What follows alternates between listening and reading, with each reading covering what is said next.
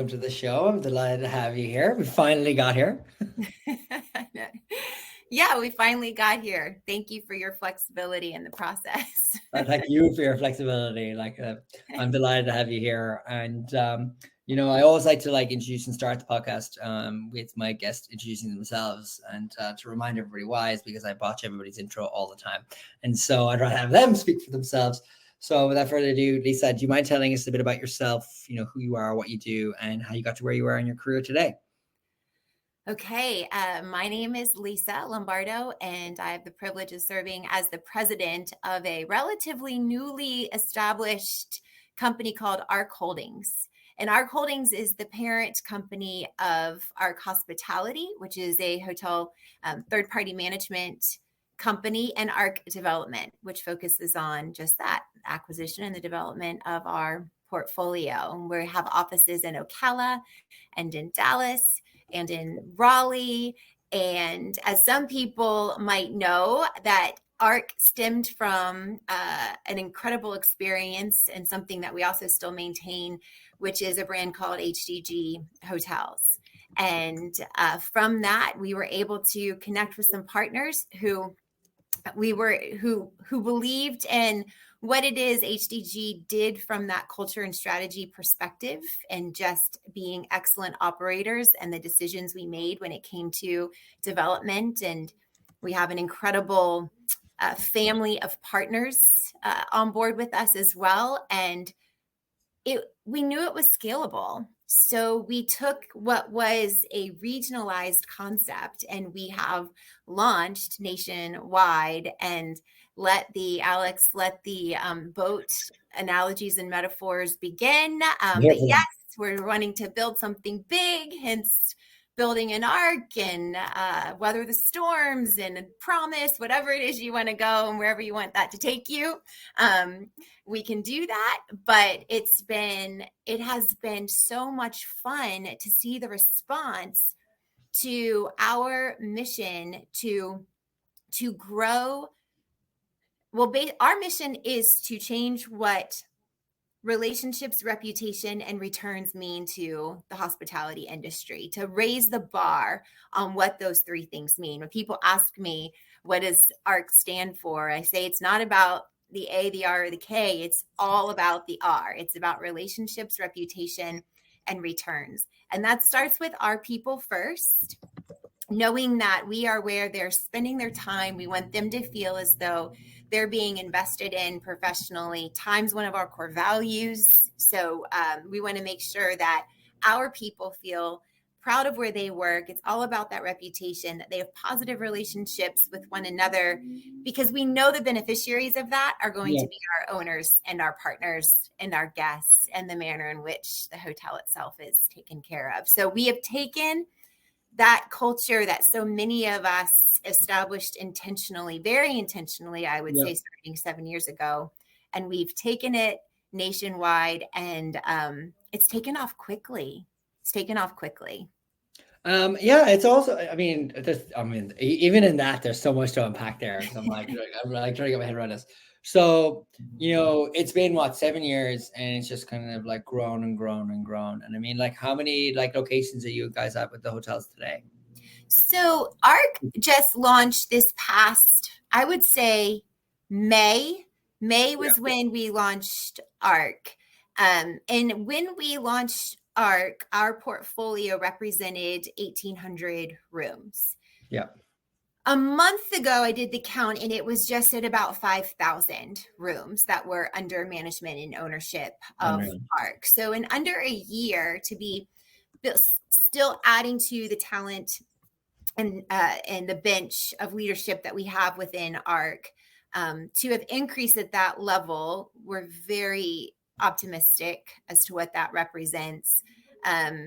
And then, going from 18 hotels to 50 hotels in that time frame, that's quick growth for a new company. But phenomenal, actually. yeah. So we're extremely optimistic, and we are I just, you know what? I could not be more smitten with the people around us on this team. And we knew we had a good team just as we headed out.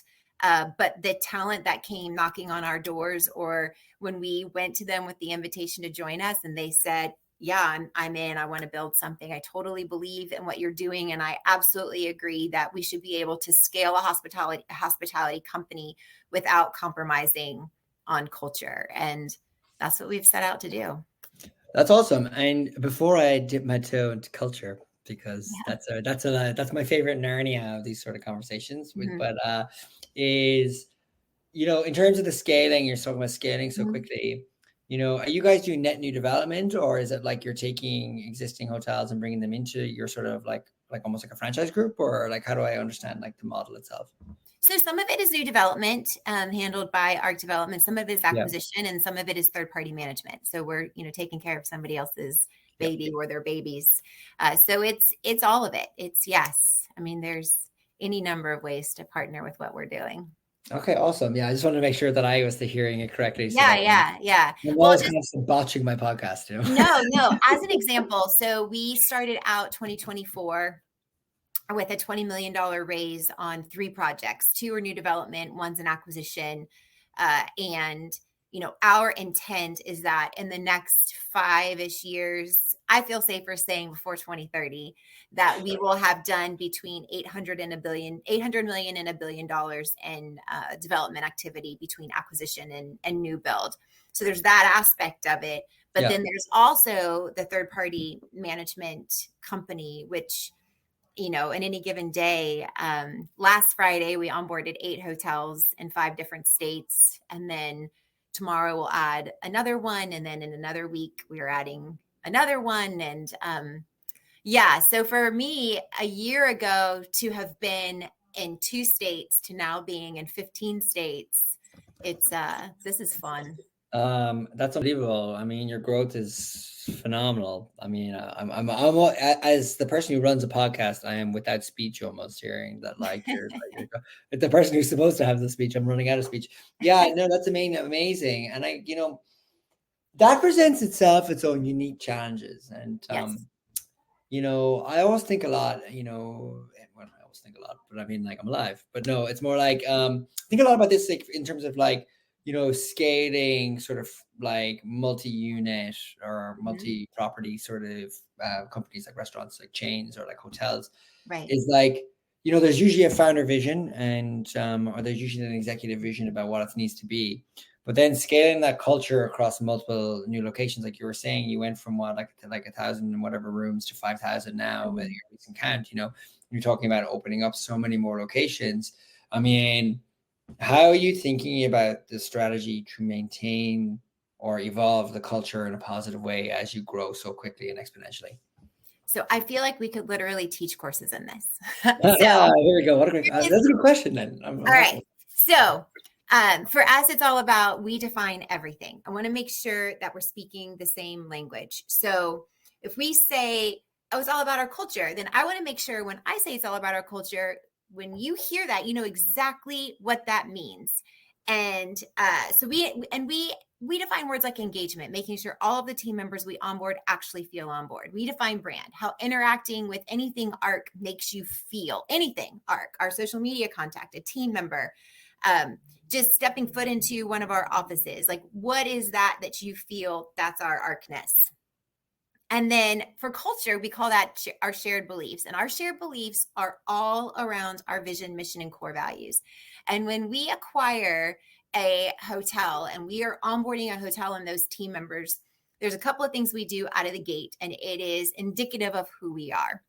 The first thing we do is welcome aboard. And when we get to know the room, we get to know about the team members. We ask questions like, how do you drink your coffee? Where are you from? I mean, we want to get to know the people in the room.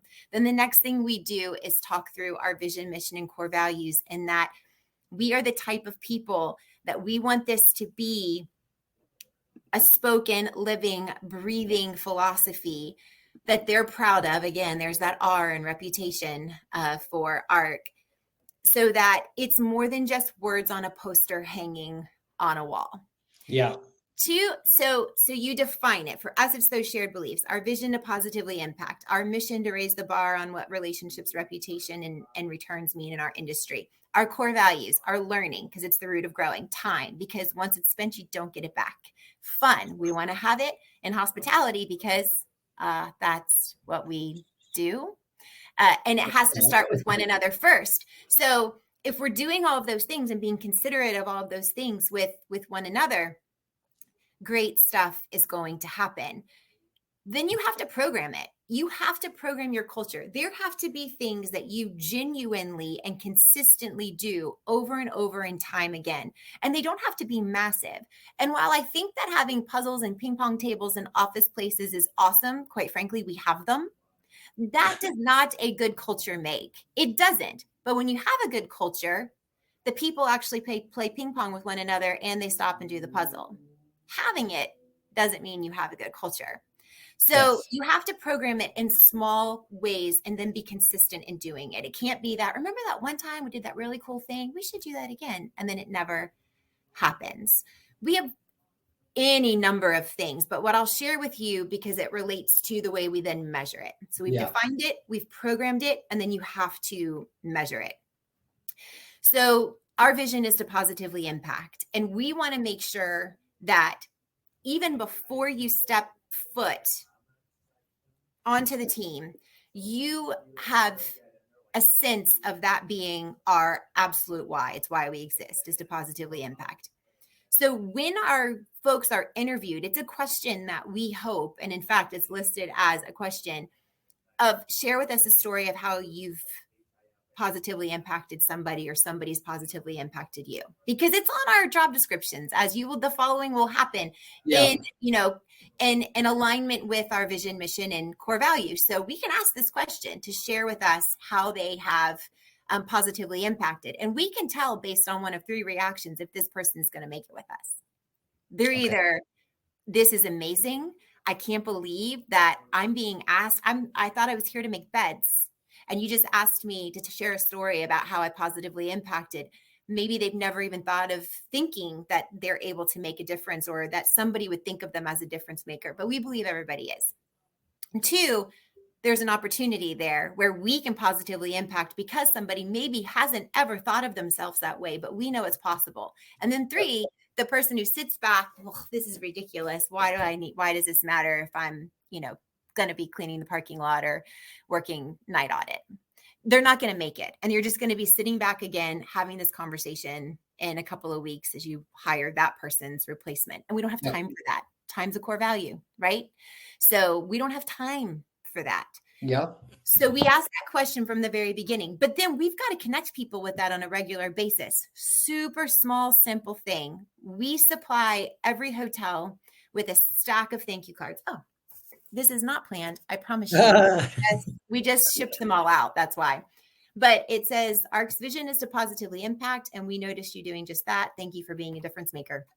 And our entire team picks an organization or a person in their community and their market that they see making a difference, a nonprofit, a person, a business, whatever it might be. The whole team signs it, not just the general manager or the owner. The whole team signs it. You throw a stamp on it, you put it out there in the community. So when we then on our engagement surveys circle back and we ask the question of my work positively impacts, or I feel connected to ARK's vision, we ask those questions on our engagement surveys, the answer is overwhelmingly in the 90th percentile of agree or strongly agree, because and that's just one example, right?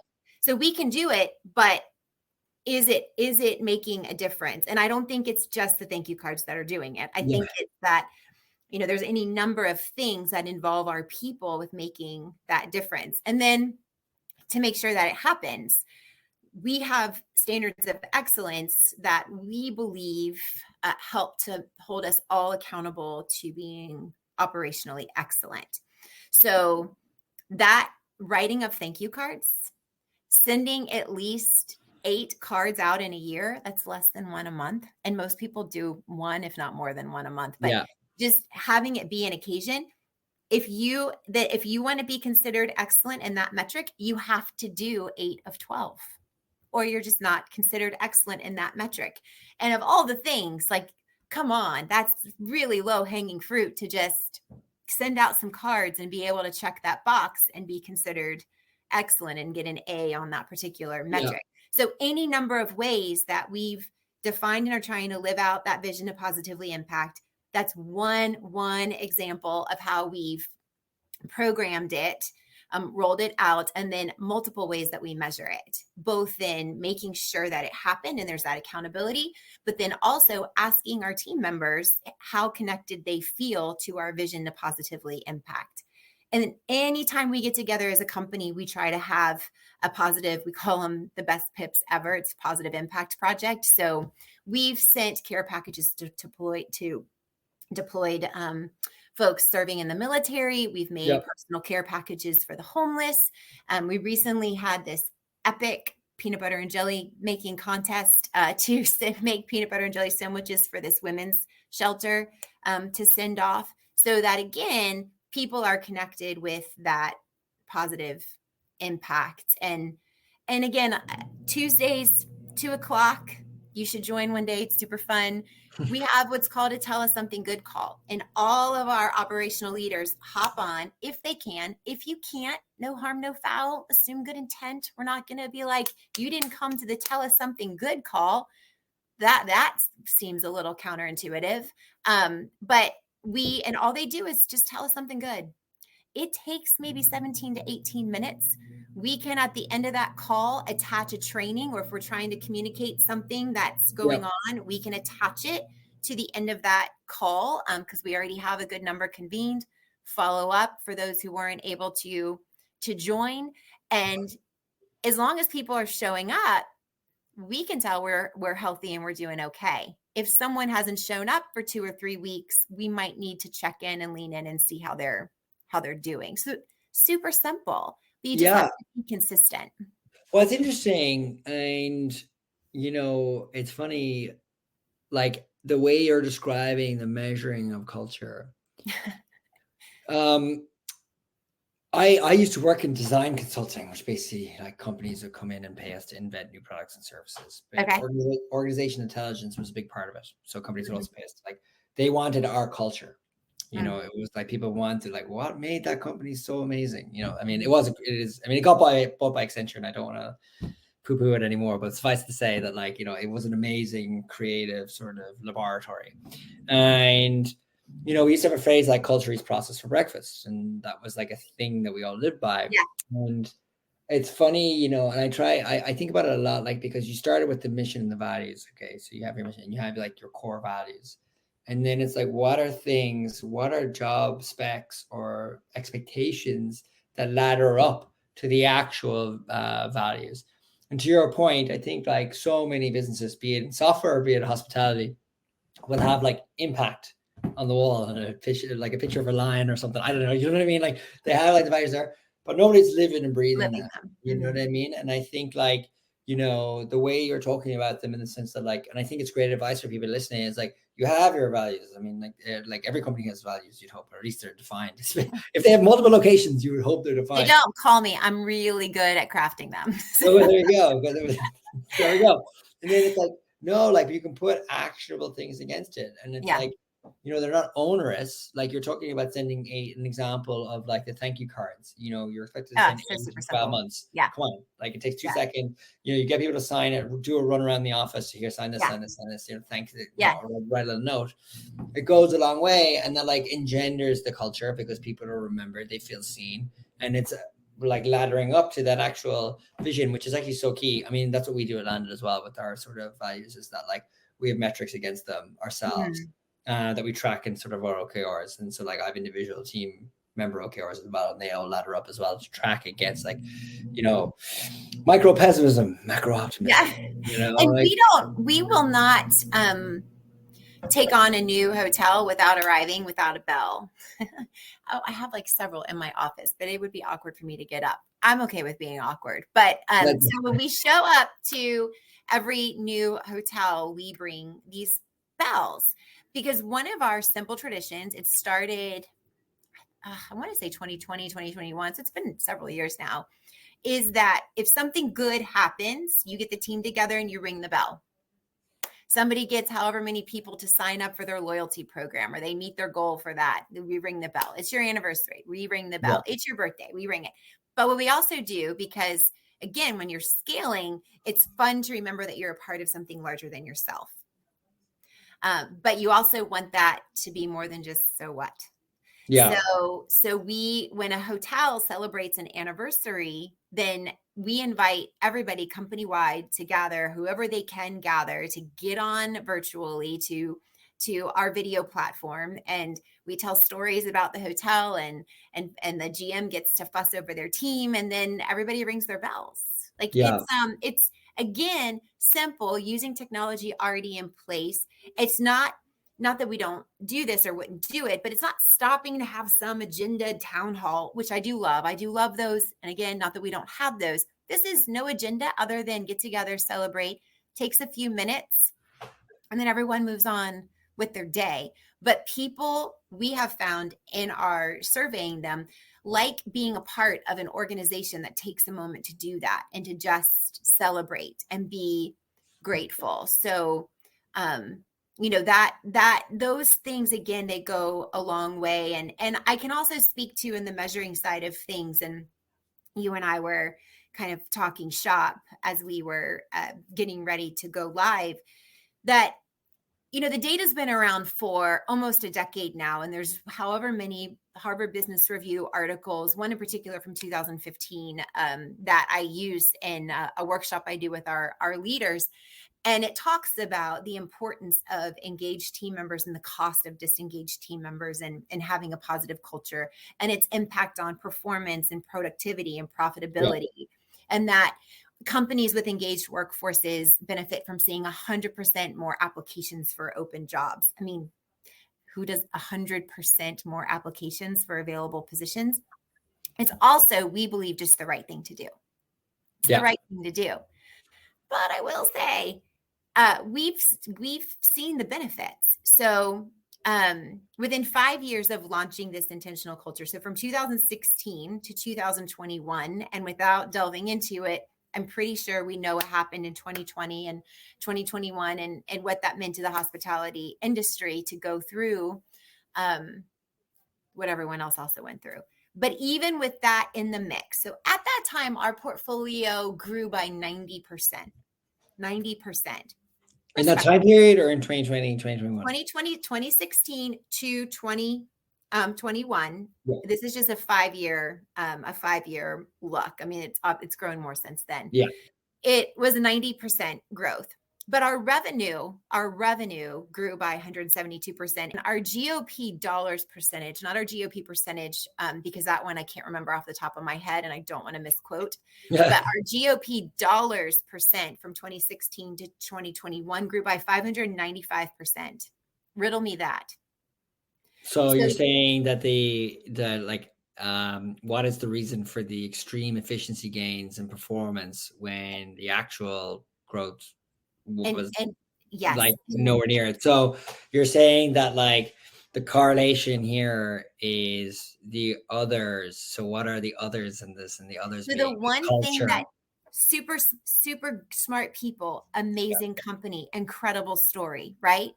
I mean, you would look at them and see what they're doing and think there's nothing more that they could be doing right. Yeah. But what they did is they really leaned into and embraced this at the time, Chief Culture and Strategy Officer, who came in and said, we're doing a lot of fantastic things, but if you'll just like come along with me, and like you said, that culture eats strategy for breakfast. Well, I just think culture is, if it is your strategy, like if you can think of culture as your strategy and being the filter by which everything flows from, incredible things can happen. And it came up again. Our Chief Operating Officer, Jeff Bailey, amazing background in the industry. I think he's worked in every position on his way up, and started when he was 15. He's just another fantastic story. Loves data, loves it. So as every good COO should, right? So we have our standards of excellence, and they're 5 pillars, and it's financial, it's operations, it's brand, and then culture and people. Those are separate pillars, but there's 5 pillars. And in order to be excellent, you have to get in the 80th percentile across all your pillars. And so he went in because we always say there's this connection to the performance of the hotels and how they are in terms of the health of their people and culture. And he looked at it, and while all of our hotels passed in that people and culture, the metrics, the higher they scored in that culture and people pillar, Yeah. the better they performed financially and on brand and on operation. So there was an absolute connection to their performance in that and those columns to how they performed in the other ones, which sometimes people and culture can be seen as the warm and fuzzy. It's not. It is a technical skill. You have to be intentional about it. But I've had many of the conversation we've debated how essential it is with external voices. But when I can show you that those who perform better in that, we call it PC, they perform better financially.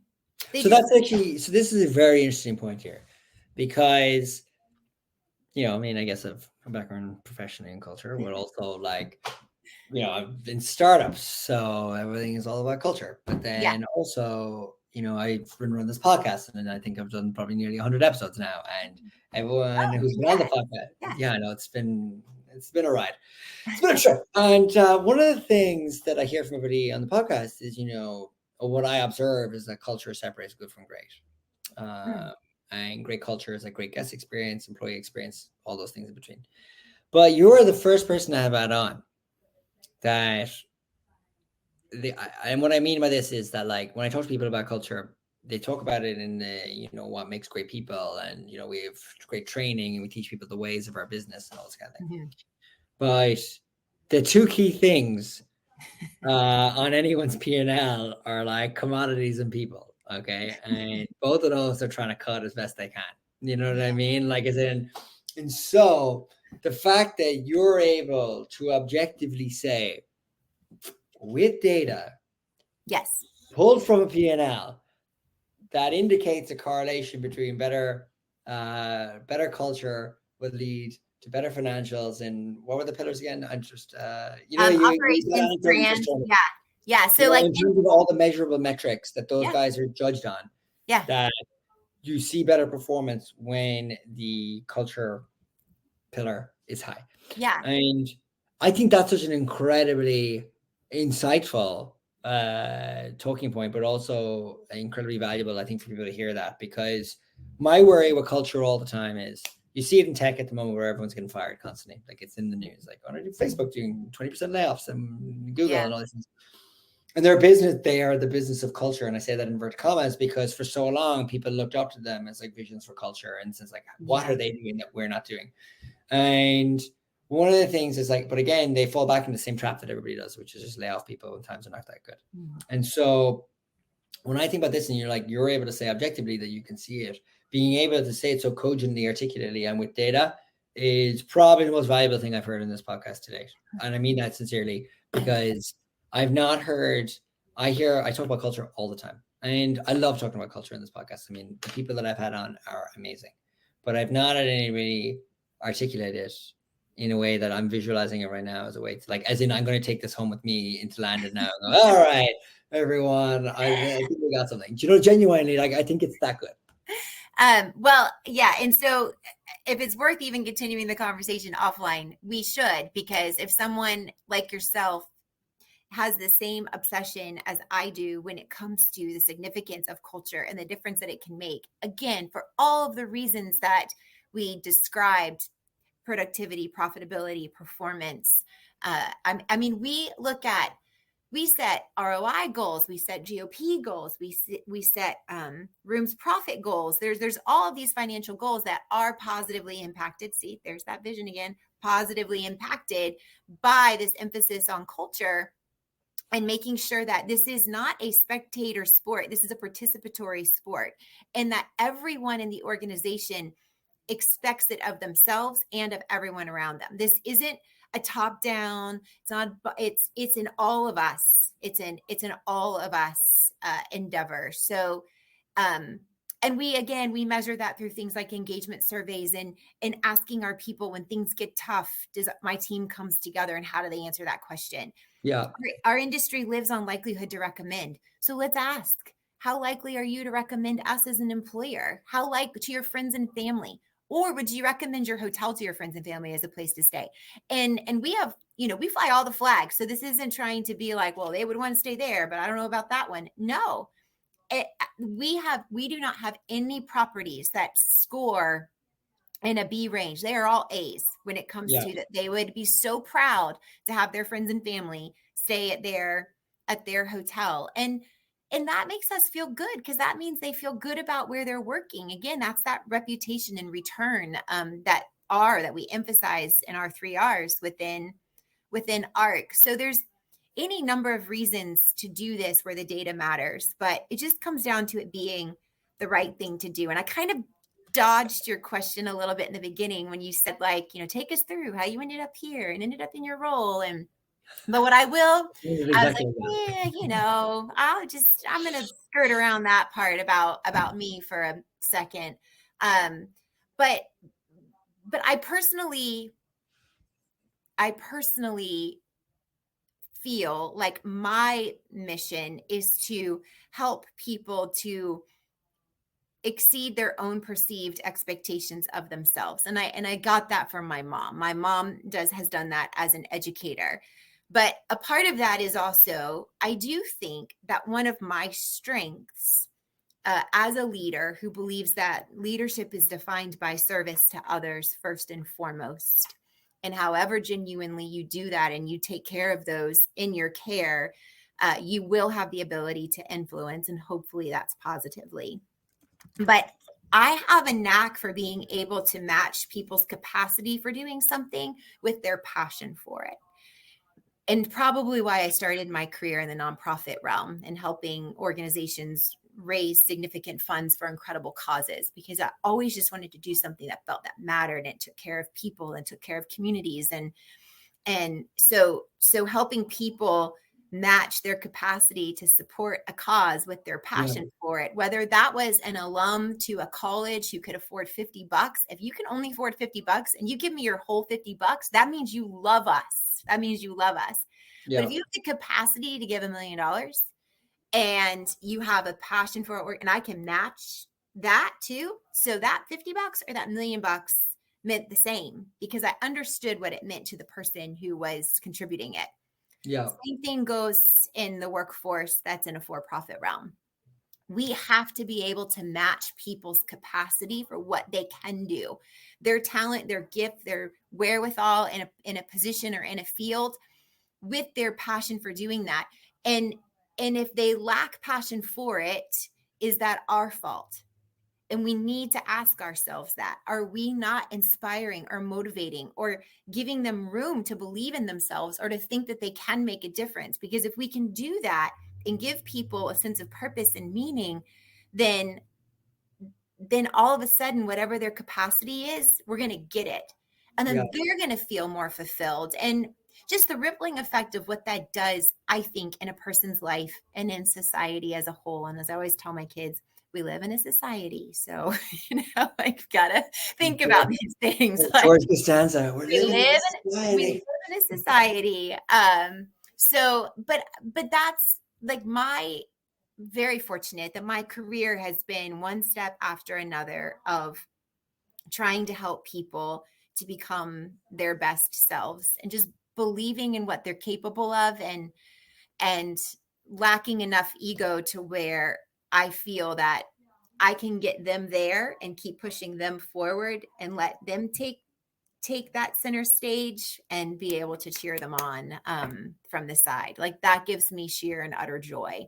And the hospitality industry is a great space for making more of those stories. Yeah, I think it's one thing I think about a lot, and just from the things you were saying is, it's like aligning the incentives for good culture and good behavior and designing a situation to be a win-win for people. So how to encourage better culture from individuals on a one-to-one basis, but then also like emphasize and deliver like the kind of objective facts that their behavior actually leads to better results. you know, with the fact that you're monitoring and measuring people against their certain values, so you give them like sort of like their performance review effectively Mhm. is like predicated on the values. Yeah. Do you also bonus people on that? Oh, So so good. Such a good question. Yes. Yeah. So, and the short answer, yes, but on probably this usually surprises people. For our executive team, anybody who's on the C-suite, our our bonus is contingent upon the entire portfolio performing at whatever the goal amount was across all the pillars. So just because my area of expertise may be perceived to be people and culture within those 5 pillars I mentioned before, the performance across the entire portfolio of financial ops and brand impacts my bonus. So yeah, our COO, our chief financial investment officers, our chief innovation and systems officer, everybody's bonus hinges upon all 5 pillars in the entire portfolio achieving a certain outcome. yeah. We do not have individualized plans. That's it. Okay, So, that's yeah. so yes, we But are it's all you thought about it as well. Like, but like the very point, I think the broader point is you actually have thought about that and considered it, and you've like landed in a position where you find that it works on a broader level, but not on an individual level. yeah, Basically. and it wasn't my idea. Yeah, We all remember it differently, but it was either our chief innovation and systems officer or as our chief financial investment officer. So, people who, yeah. So again, it wasn't like it came from me. And I think that's one of the things that I appreciate more than anything is that if ever in a group setting and people ask, Lisa about this or culture or strategy, and they're very quick to say, you know, that this isn't, we're in it. The reason it's successful is because we all see this as our responsibility. She may carry it in her title, but it's on all of us, yeah, whether or not we are doing well as it pertains to culture or well in executing in strategy. That's on all of us. That's not just on her. That wasn't just because it was the words in her title. So, which I love. I mean, I work with incredible people, and sounds sometimes we like call ourselves. you're so energized. You're Yeah, honestly, I can we're feel like it like radiating through the screen here. uh, yeah. How we've all really interesting backgrounds, and we've all landed in this place, and completely bought into what it is we're trying to do, and it's pretty special. And I don't think we realized how unique it was until we were trying to expand that leadership team as we launched ARK, and people coming in and thinking they got it, but then getting in and going, oh my gosh, it's what I thought it was, but it's more than what I thought it was. Yeah, no, absolutely. And that's great to hear, and it's great to know. And I mean, that's the thing, when you find a great company and when you find great company and when you find a great company, it's not like you ever want to leave them, when you're in it together. I guess the last question I always ask people, Lisa, can you Okay. believe we've almost done 40 minutes? Like, whoa. I like to ask a nice little vague question at the end. Okay.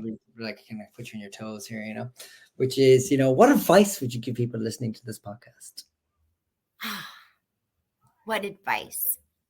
I was just talking to Azim, our CEO, earlier today, and we had our Q1 strategy planning meeting in Raleigh. I was going to say last week, but I just got back yesterday, so it was this week. And we were talking about the reaction of folks to how quickly we're growing and our culture, and we both, in synopsizing our conversation, it's so simple though.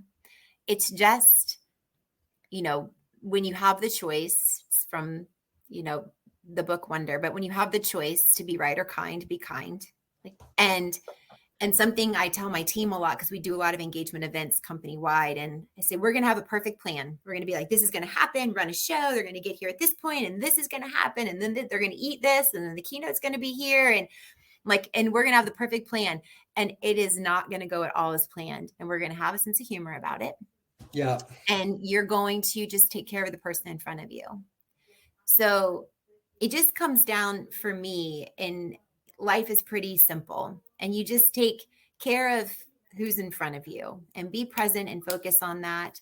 Um, and it all goes, and it'll be fine. It'll be fine. I'm looking at this quote of Lisa sayings that my team gave me for my birthday, and it has like, it'll be fine, take care of who's in front of you, keep laughing. It's just things of that nature. So I just, take care of who's in front of you, and to be thinking about them as you make decisions, and it'll all work out. Well, that's honestly the most lovely sentiments. The nicest that I finished my podcast. Pretty basic, Alex. Like, it's pretty basic. Everything we're talking about, like, you kind of go, why were we not doing that before? Yeah. You know what I mean? But like, we're not. So like, we say it that it's easy, but it's not, and so that bit of advice is lovely, and as lovely as it is, it does matter, and it does count, and people need to hear it, but Lisa, thanks so much for coming on. I really appreciate it. You've been absolutely wonderful. I've enjoyed it. Thanks for, I didn't realize I would have that much to say. So well done. Thank you for that. Very good.